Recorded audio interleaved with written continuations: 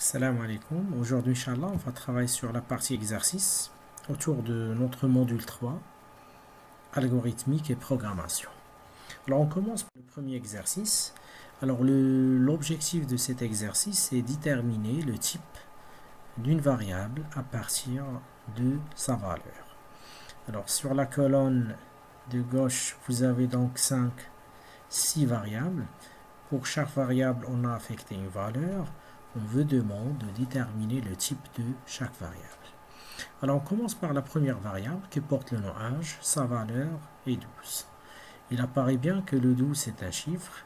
Si on revient vers le tableau de type en algorithmique et programmation, donc l'âge doit être soit un entier, soit un réel. Alors sa forme donc, il coïncide avec les chiffres qui appartiennent à l'ensemble Z. Du coup, donc la première variable, son type, c'est un entier. On passe maintenant à la deuxième variable. Donc, qui porte le nom capital. La valeur affectée à cette variable est rabat. Je vous demande de remarquer que la valeur affectée à la variable capitale contient des caractères, plus précisément des lettres. Alors, il n'y a pas un seul caractère, mais une suite ou bien une chaîne de caractères. Du coup, donc la deuxième variable, elle est de type chaîne de caractères. On passe maintenant à la troisième variable, la largeur. La valeur affectée à cette variable est 15,34. Ne peut pas être entier. Donc, du coup, notre variable largeur, elle est de type réel. La quatrième variable, rayon, a comme valeur 4. Alors, il apparaît bien que le 4, c'est un chiffre. Il appartient à l'ensemble Z. Du coup, c'est un entier. L'avant-dernière variable, test, lui affecte la valeur, ceci est un test. Il apparaît bien que la valeur de notre variable, c'est une suite de caractères. Du coup, son type, c'est une chaîne de caractères. La dernière variable, qui porte le nom alpha, a comme valeur B, un seul caractère. Du coup, donc, notre variable, il est de type caractère. On passe maintenant au deuxième exercice. Alors pour le deuxième exercice, donc son objectif c'est l'utilisation de l'affectation. Alors on va compléter notre tableau qui contient trois variables A, B, C et D. La première colonne qui se trouve à gauche contient toutes les instructions qu'on va exécuter. On aimerait bien voir l'impact sur nos variables. Alors, ce qu'on veut demander, compléter le tableau suivant par les valeurs qui prennent les variables A, B, C et D de type entier après l'exécution de chaque instruction. Sachant que la valeur de départ de chaque variable est 0. Alors, la première instruction, il permet d'affecter à la variable B la valeur 2. A commence par 0, B, sa nouvelle valeur, c'est 2, C, c'est 0 et le D, c'est 0. Alors, du coup, la première ligne contient les valeurs suivantes. 0, 2, 0, 0. La deuxième instruction, C reçoit B plus 3. L'ancienne valeur de C, c'est 0. On lui affecte maintenant la valeur de B plus la valeur de 3. Donc, ça va donner 5. Donc, A n'a pas changé, c'est 0. B n'a pas changé, c'est 2. C a changé sa valeur, c'est 5. Et le D, c'est 0. Donc, on va se retrouver avec 0, 2, 5. On passe à l'instruction suivante. A reçoit 4. Alors, A, il va changer sa valeur. Le reste des variables, ils vont garder les anciennes valeurs, à savoir 2, 5, 0. Donc, on va se retrouver avec 4, 2, 5, 0. L'instruction suivante, B reçoit A fois 2. L'ancienne valeur de B, c'est 2. Maintenant, il va prendre comme valeur l'expression A qui est égale à 4 fois 2, c'est-à-dire 8. Donc, on va se retrouver avec 4, 8, 5, 0. L'instruction suivante, D reçoit A. L'ancienne valeur de D, c'est 0. Maintenant, il va prendre la valeur de A qui est le 4. On se retrouve alors avec 4, 8, 5, 4. B reçoit A fois D. Alors, l'ancienne valeur de B, c'est 8. Maintenant, le B, c'est le A fois D, c'est le 4 fois 4, ça donne 16. Donc, c'est 4, 16, 5, 4. Le C reçoit B plus 5. L'ancienne valeur de C, c'est 5. Maintenant, la nouvelle valeur, c'est 16 plus 5, ça donne 21. Donc, on va se retrouver avec 4, 21, 16, 21, 4. La nouvelle valeur de A vis-à-vis cette avant-dernière instruction, A reçoit A plus C moins 5. L'ancienne valeur de A, c'est 4. L'ancienne valeur de C, c'est 21. 21 plus 4, ça donne 25. Moins 5, ça donne 20. Donc on va se retrouver avec 20, 16, 21, 4.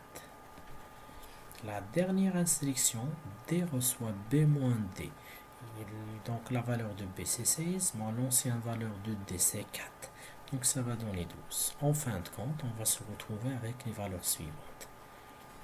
Ce qu'il faut retenir, c'est que lorsque vous faites l'affectation, vous allez donc, une fois que j'affecte une valeur à une variable, j'écrase l'ancienne valeur. On passe maintenant à l'exercice numéro 3. Alors pour l'exercice numéro 3, vous avez deux algorithmes. Le premier s'appelle test 1, le deuxième il porte le nom test 2. On vous demande d'indiquer les erreurs de chacun de ces algorithmes. On va commencer par la lecture du premier algorithme. Donc algorithme test 1, vous avez deux variables, A c'est un entier, B c'est un entier. A, on lui affecte la valeur 23, B, on lui affecte le A plus 2 qui veut dire 25, le C, on lui affecte le B et on vous demande d'écrire le C. Alors, quelle est l'erreur ou bien les erreurs de ce premier algorithme test 1? Je vous demande de revenir vers la partie déclarative. Dans la partie déclarative, il n'y a que le A et le B. Sachant que dans le corps de notre algorithme, il y a une autre donnée qui s'appelle C qui n'est pas déclarée ici.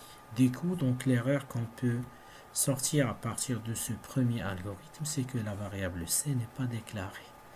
Et là, il faut faire attention. Dans un algorithme, lorsque vous voulez utiliser une variable, vous êtes obligé de la mettre dans la partie déclarative avant son utilisation. On passe maintenant à l'algorithme test 2. Vous avez deux variables, A c'est un réel, B c'est un entier. On sait bien que lorsqu'une variable porte un type, il doit respecter donc les valeurs prises qui appartiennent à ce type en général. Alors début, on a affecté à B 6,10 et on a affecté à A 10. On va donc découvrir ensemble les erreurs de ce deuxième algorithme. B reçoit 6,10, c'est-à-dire que le B doit être de type réel, ce qui n'est pas le cas. Le B il est de type entier. Le A, on lui affecte donc une chaîne de caractères, sachant que le A c'est un réel. Alors du coup, le problème que se pose au niveau de bien l'erreur, ou bien les erreurs qu'on peut sortir à partir de cet algorithme, c'est que la variable B est de type réel, plutôt la variable A est de type réel, on ne peut pas lui affecter donc une chaîne de caractères, le B est de type entier. On passe à l'exercice numéro 4. On vous demande d'écrire un algorithme qui demande à l'utilisateur un nombre, à l'utilisateur, puis calcule et affiche le carré de ce nombre. Par exemple, on demande à l'utilisateur 2, on lui affiche 4. On lui demande 3, on lui affiche 9. Donc c'est le carré d'un nombre. Comme vous savez, pour résoudre un problème, vous allez passer par deux phases, la phase d'analyse et puis la phase de conception. Pour la phase d'analyse, il faut déterminer les données à fournir, les résultats à produire et les traitements et les formules à utiliser. On commence par la première phase, la phase d'analyse.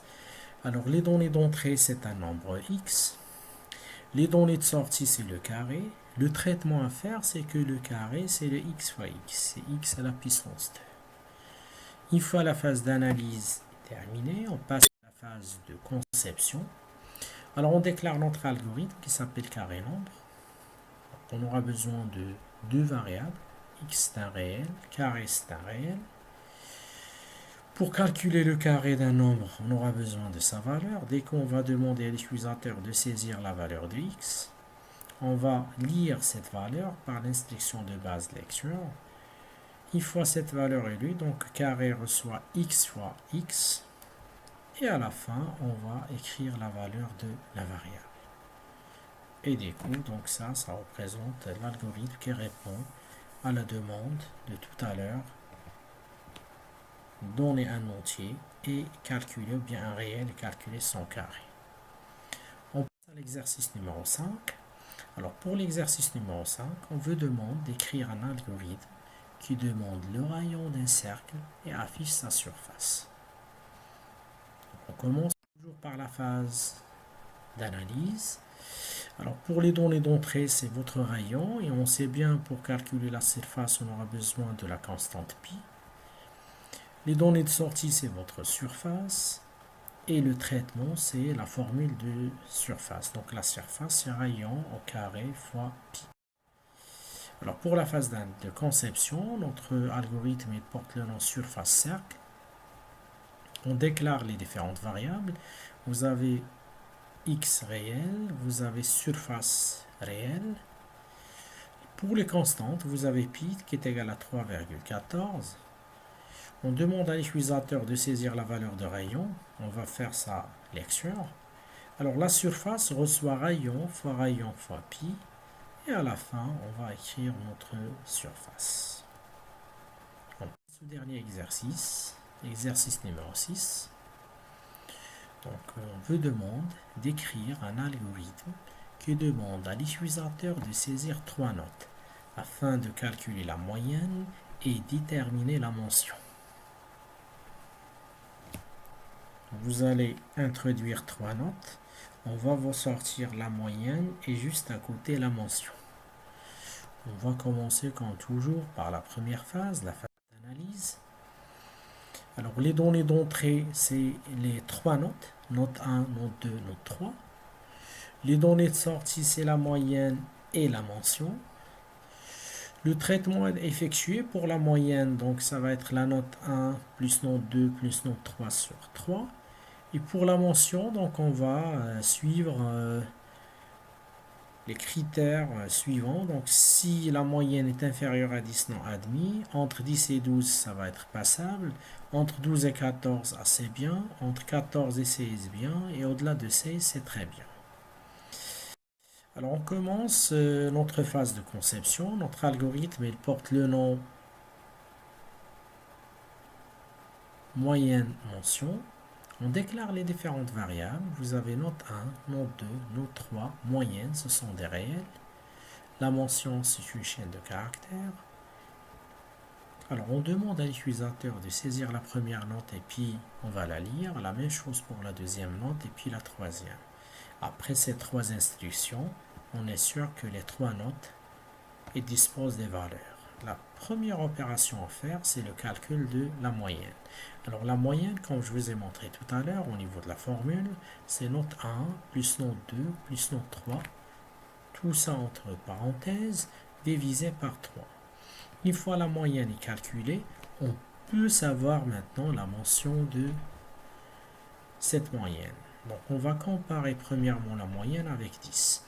Si la moyenne est inférieure strictement à 10, alors la mention doit être non admis.